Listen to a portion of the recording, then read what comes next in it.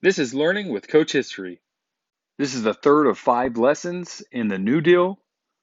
New Deal, new opportunities. In this lesson, you'll learn about some of the effects of the New Deal and the key terms and people: Frances Perkins, Mary McLeod Bethune, John Collier, New Deal Coalition, and Congress of Industrial Organizations, CIO.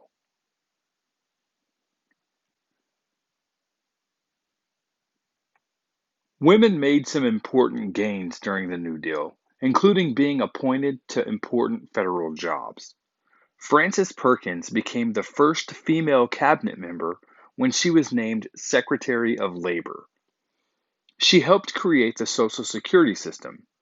Roosevelt also appointed 2 female diplomats and a female federal judge.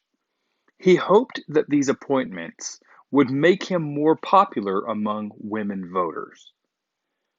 Women in the workplace had to deal with discrimination because many male workers felt women took jobs away from men. Many New Deal agencies did not discriminate in hiring, so women had more opportunities, although some agencies and many businesses did not hire as many women as men. The Civilian Conservation Corps only hired men. The National Recovery Administration hired women but paid them less than men. However, women kept working, so criticism didn't stop the trend of women working outside of the home. President Roosevelt appointed more than 100 African Americans to major government positions. Mary McLeod Bethune was an educator who became head of the Division of Negro Affairs of the National Youth Administration, or NYA.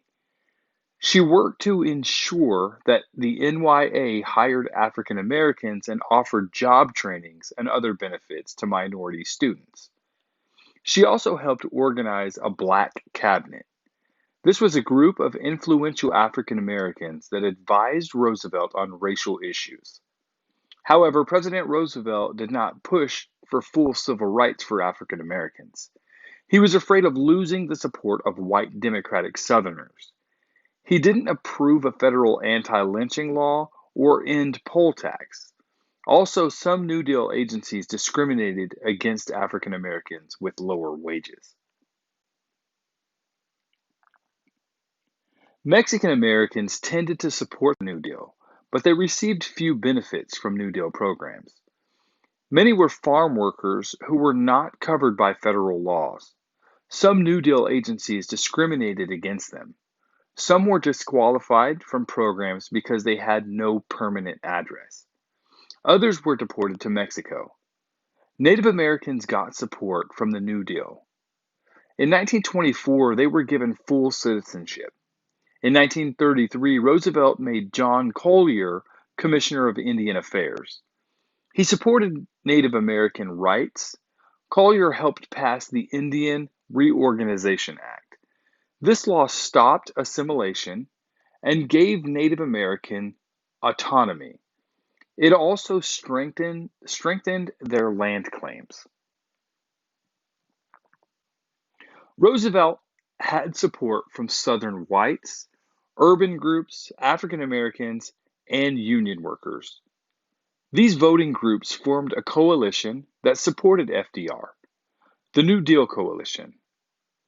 Labor laws gave union members improved working conditions and more bargaining power, so labor unions made gains in the 1930s. Membership grew from 3 million to more than 10 million. Divisions emerged between labor unions. The American Federation of Labor, or AFL, consisted of mostly craft unions, such as electricians and carpenters. Other unions wanted to represent workers in a whole industry, such as the automobile industry. This led to the Congress of Industrial Organization, CIO. Labor employed an effective bargaining tool, the sit-down strike, in the 1930s. This kind of strike had workers staying at their workplace but refusing to work. So factory owners were prevented from using strikebreakers to get the work done. Some strikes led to violence. On Memorial Day of 1937, 10 people were killed during a steel strike. Business opposed labor union, so the National Labor Relations Board forced the steel company to negotiate with the union. This helped labor gain strength. As part of the New Deal coalition, urban voters helped Roosevelt and the Democratic Party. Powerful city political organizations provided jobs in exchange for votes. Labor laws and work relief programs helped many religious and ethnic groups. Roosevelt also appointed immigrants and people of urban backgrounds to government jobs.